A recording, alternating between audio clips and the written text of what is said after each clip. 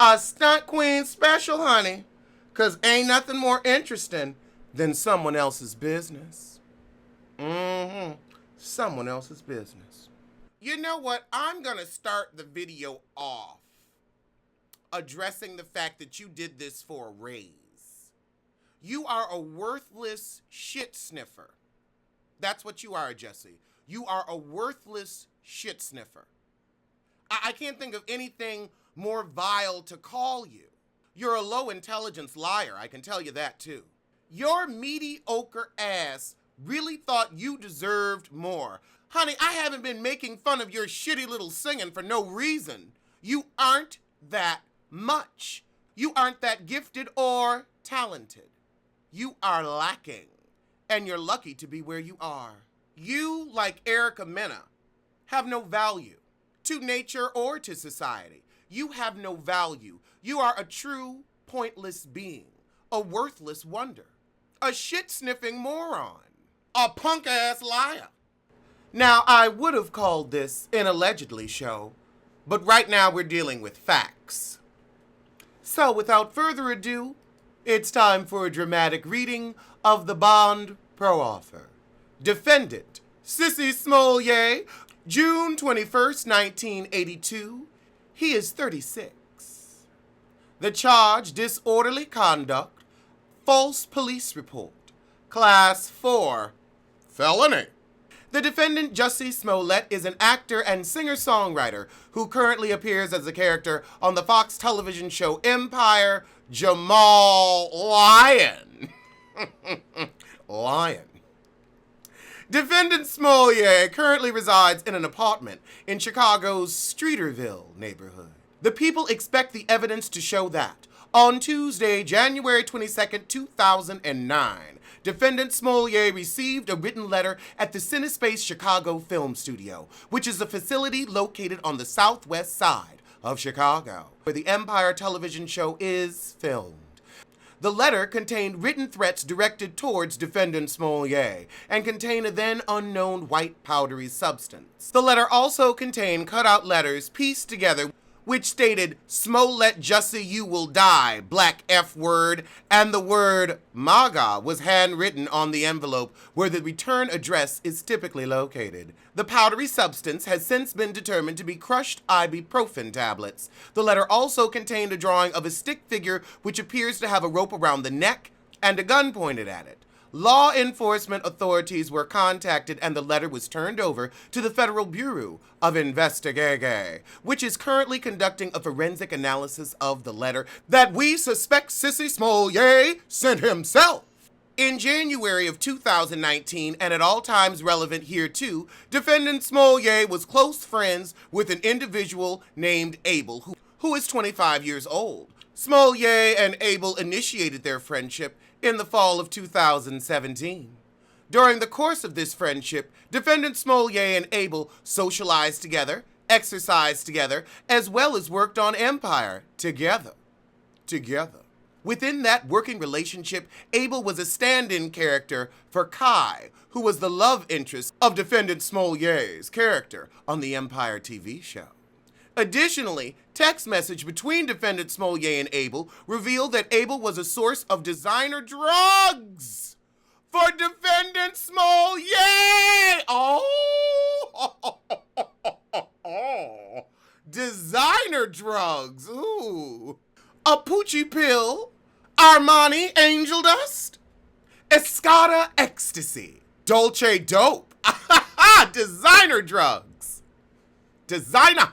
Child, all your business in the street. Honey, all of your business is in the street. Specifically, since the spring of 2018, on several occasions, defendant Smollett requested Abel to provide him with Molly, which is a street name for the narcotic ecstasy. Actually, y'all are wrong. Ecstasy is a different drug. Molly is just the pure whatever it is. Ecstasy got different shit in it.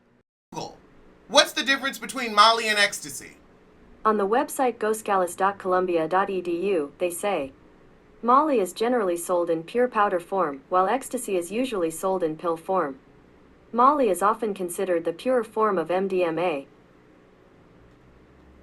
I told you. I told you. That's why everybody started doing Molly, because it was quote unquote safer. Text messages generated by defendant Smollett to Abel, specifically starting on the morning of January 25th, 2019, revealed defendant Smollett asking Abel when would he be leaving on his upcoming trip to Nigeria. The trip was scheduled to take place on the evening of January 29th, and it had been planned by Abel and his brother Ola 2 months prior. After Abel confirmed the date and time of his trip, defendant Smollett texted Abel, "Might need your help on the low. You around to meet up and talk face to face?" Not on the low. The two made arrangements to meet at the Cinespace Studios that afternoon, where defendant Smollett subsequently drove Abel home to his apartment in the Lakeview neighborhood. During the ride, defendant Smollett indicated Abel his displeasure with the Empire Studios' handling of the racist and homophobic letter he received 3 days prior.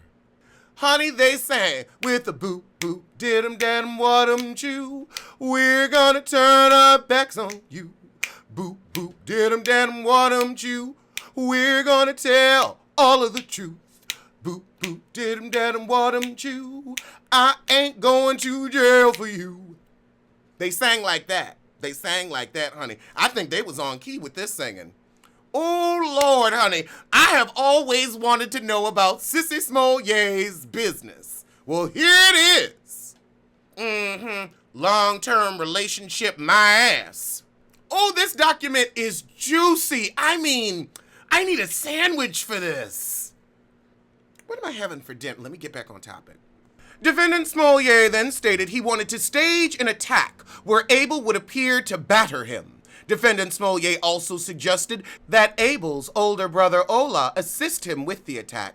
Defendant Smollett had met Ola on several previous occasions through Abel. Occasionally, Ola had also made appearances as an extra on the Empire TV show. Abel and Ola are both dark-skinned black males born in the United States with Nigerian descent. And they fine as fuck too, don't forget that. Don't forget that now. If you're gonna tell it all.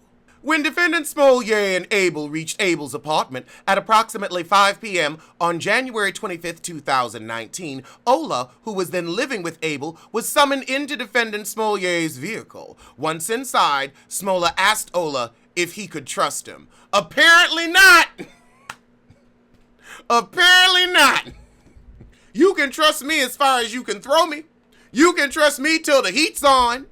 You can trust me like you can trust a cheap panty liner, honey. When Ola said he could, Smollett detailed his plans of attack to the brothers. Defendant Smollett stated that he wanted them to appear to attack him on the evening of January 28th, 2019, near his apartment building in Streeterville. Defendant Smollett also stated that he wanted the brothers to catch his attention by calling him an Empire F and an Empire N. Oh my God!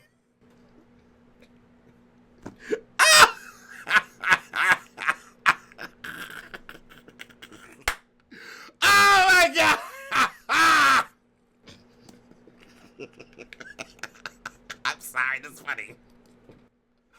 Ah! Ah! I can't.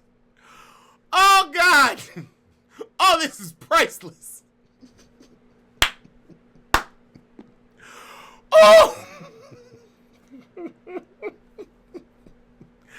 I mean, now you see, girl, you should have had somebody from the writer's room in on this stunt. They would have helped you with plausibility. Plausibility, because honey, ooh Lord.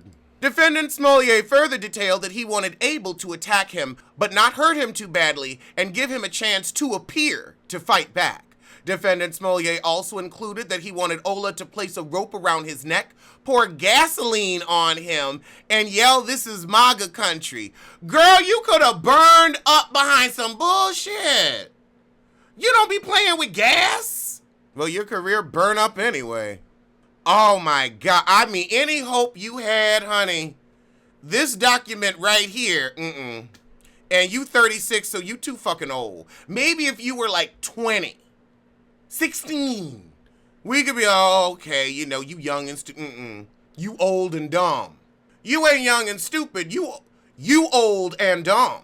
Prior to the brothers getting out of Smollett's vehicle, Smollett provided Abel with a $100 bill to purchase the rope, gasoline, ski mask, gloves, and red baseball caps, which resemble the ones that say Make America Great Again. The ride from the Cinescape Studios to the Unsundario brothers' home and the meeting between Smollett and the brothers is corroborated by CPD POD videos and cellular phone tower data of Smollett's phone number. So that's why you wanted to give them the redacted records. We gonna get to that interview in a minute. Don't you worry. Don't you fret. I got some time today for this, sissy. I got some time.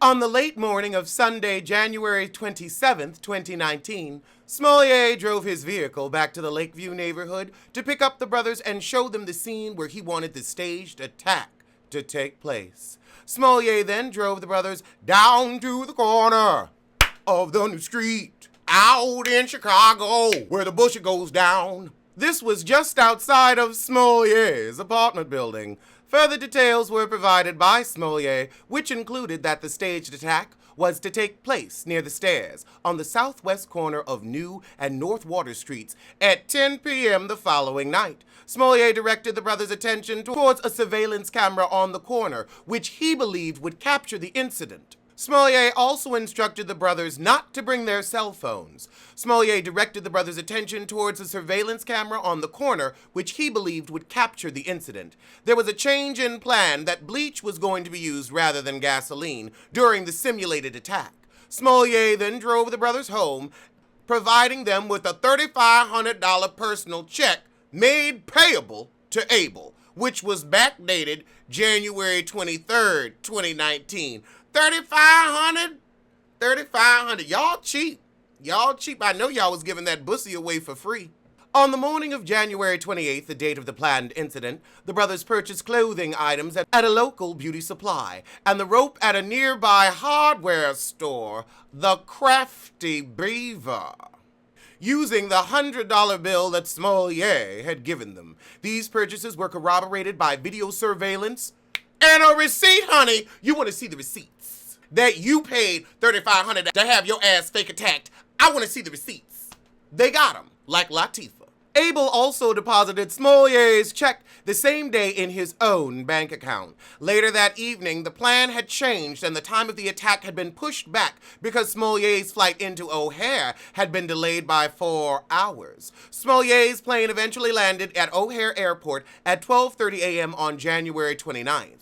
At 12:49 a.m., there was a phone call betwixt Smollett and Abel, which lasted 3 minutes. During this call, Smollett told Abel the attack would take place exactly at 2 a.m. at the present location. Minutes later, ordered an Uber ride share to his home to leave for the crime scene. Cell phone records and Uber records confirmed this call and Uber ride. Records, honey, records and receipts. The brothers then took the Uber to the 1400 block of North Wells, where they exited the Uber and flagged down a taxi, which took them within 3 blocks of the arranged scene at approximately 1:22 a.m. All right, they was changing cars and shit. They was like, oh no, our Uber took us over here, potty over here, fake it over there, manipulate, orchestration. Hey, it's Friday. Well, it's my Friday because I ain't got class tomorrow. But, Taxi's in-car video captures the brothers flagging the cab and riding in the back seat. Honey, they knew it all. From approximately 1:22 a.m. until 2:03 a.m., the evidence showed the brothers on foot in an area bordered by Lakeshore Drive on the east and Columbus Drive on the west, Illinois Street to the north, the Chicago River to the south. Video evidence also showed Smollett returned to his apartment at approximately 1:30 a.m. At 1:45 a.m., Smollett left his building to walk to a nearby Subway restaurant at Illinois Street and McClure Court. Child, that Subway probably doing record business now. Subway has been getting all the free press and full promo from this shit, honey. People going to eat fresh or eat lies, whichever. At 2 a.m., the brothers were at the intersection of New Street and North Water Street. However, Defendant Smollett did not arrive exactly at the present time. The brothers then proceeded for a quarter block north and waited near a bench until Smollett arrived, which was 4 minutes later. Surveillance cameras captured the brothers waiting at this location just prior to the staged attack. Smollett's interview on ABC's Good Morning America, which aired on February 14th, he identified the people shown in a still of the surveillance as his attackers. Also during this interview, Smollett indicated he was positive that these were attackers. The two men in the video are in fact the Osundario brothers, so he was telling the truth, for once. It was at this time that the brothers staged the attack of Defendant Smollett, just how Defendant Smollett instructed them. While the staged attack was occurring, a witness, who is an employee of NBC News Chicago, had just parked and exited her vehicle just around the corner from the location of the staged attack. The witness indicated that she heard nothing at the time the staged attack was occurring, despite the fact that Defendant Smollett told CPD detectives that his attackers were yelling racial and homophobic slurs at him, and he in turn was yelling back at them. The staged attack lasted 45 seconds, and it was just outside of view of the desired nearby camera that Smollett had pointed out to the brothers approximately 15 hours earlier. Approximately 1 minute later, video evidence showed the brothers run from the location southbound toward the Chicago River and westbound toward Columbus Drive. Video evidence also captured the brothers entering a taxi at the Hyatt Regency Hotel across the river at 2:10 a.m. The video evidence then showed at 2:25 a.m. the brothers exited the taxi on the 3600 block of North Marshfield Avenue and walked northbound. That walk was only for a few blocks from the brothers' Lakeview apartment, which was also the original Uber pickup location to the staged crime scene. Video shows the brothers walking from where they were dropped off towards their home. 2 minutes after the brothers exited the taxi at 2:27 a.m., Defendant Smollett's manager called the police to report the incident. At approximately 2:42 a.m., Chicago PD arrived at Smollett's apartment, and CPD officers observed that Smollett had a rope draped around his neck. This was captured by police body cameras. So I wonder, was the manager in on it too? Because if Jussie's salary goes up, then the manager's cut goes up. Was the manager in on this too? Smollett asked the police to shut off their cameras. Smollett then made a police report where he claimed he was the victim of an attack in which the offenders struck him while yelling racial and homophobic slurs. Smollett also reported that the offenders placed a rope around his neck, poured a liquid chemical on him, and told him this is MAGA country. Defendant Smollett also reported for the first time that 3 days prior, on January 26, 2019, he received a phone call from an unidentified number in which an unidentified male caller stated, "Hey, you little F," before ending the call. Girl, you really was on your Bodyguard. You watched Bodyguard over the holidays and you was like, I'm gonna do something with this. You are not Rachel Marin, but you want to be. Ooh, ain't this Rachel Marin? Ain't this Rachel Marin? Oh my God. And you will have nothing, nothing, nothing when they're done with your ass. Done with your ass. Ooh, your ass. They're done with your ass. Ah! Smollett also told police that the incident happened near a camera, which he stated should have captured the attack. This is the same camera that Defendant Smollett pointed out to the Osundario brothers in preparation of the staged attack. Smollett also told police that the initial and primary attacker, now known to be Abel, was wearing a ski mask which covered his entire face, with the exception of his eyes and the area around his eyes. Smollett stated to the police that he could see the area around the person's eyes was white-skinned. As stated earlier in the pro-offer, the Osundario brothers are dark-skinned black males. During the Good Morning America interview referenced earlier, Smollett stated, "And it feels like if I had said it was a Muslim or a Mexican or someone black, I feel like the doubters would have supported me much, much more, a lot more." These statements by Smollett further misled the police and the public to believe that his attackers were white. Oh my God, this is a portrait of a nut. Now we gonna get to that Robin Roberts interview after this. Ooh, Lord, honey, a stunt queen got me fucking busy. On January 29th, 2019 at 7:45 p.m., just less than 18 hours following reported attack, defendant Smollett placed a phone call to Abel, and the duration of the call was 5 seconds. 2 minutes later, Abel called back Smollett, and the call lasted 1 minute and 34 seconds. The brothers then boarded their flight to Nigeria and left the country. On 30 January 2019 at 10:46 a.m., defendant Smollett called Abel, who was in Istanbul, Turkey, and the duration of that call was 8 minutes and 48 seconds. For the next 2 weeks, Chicago Police Department investigated this matter as a hate crime. Chicago police were able to identify the Osundario brothers as the alleged attackers through extensive investigative surveillance videos, police pod videos, in-car taxi camera videos, rideshare records, credit card records, bank records, and a store receipt. A receipt. On February 3rd, 2019, the brothers returned from Nigeria, landing at Chicago O'Hare Airport, and they were detained by customs members of the CPD and then placed into custody. That same evening, the Chicago police executed a search warrant upon the Osundario residence, where they discovered evidence which linked Abel to the Empire TV show, and honey, the plot got thick. Police already had determined that Ola was affiliated with the show as well.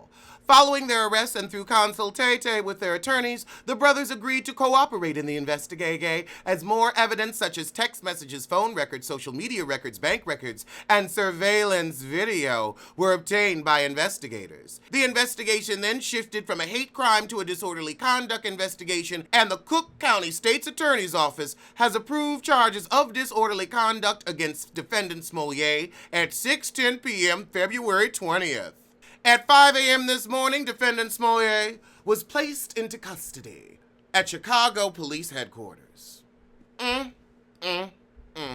Oh, what a web we weave. I mean, I ain't even got to make no joke, honey. That said it all. That said it all. All for a raise? Girl, that show going off in 2 seasons anyway. You needed to be looking for a spinoff. You stupid shit sniffer. You probably eat your own toe jam. I'm hungry, but I don't know what I want for dinner. So Jussie has bailed himself out. Bond was set at $100,000, and he had it. Girl, you got $100,000. You was able to get out. Or maybe he had to pay a bail bondsman. I mean, you know, you did just waste $3,500. You wasted $3,500. How dumb are those brothers? They couldn't have been like, no, man, this ain't a good idea. This ain't. Why would they involve? Ooh, honey. It's, this type of thinking is very late, very tardy for the party. It's just late, it's delayed, it's tardy. It's simply tardy.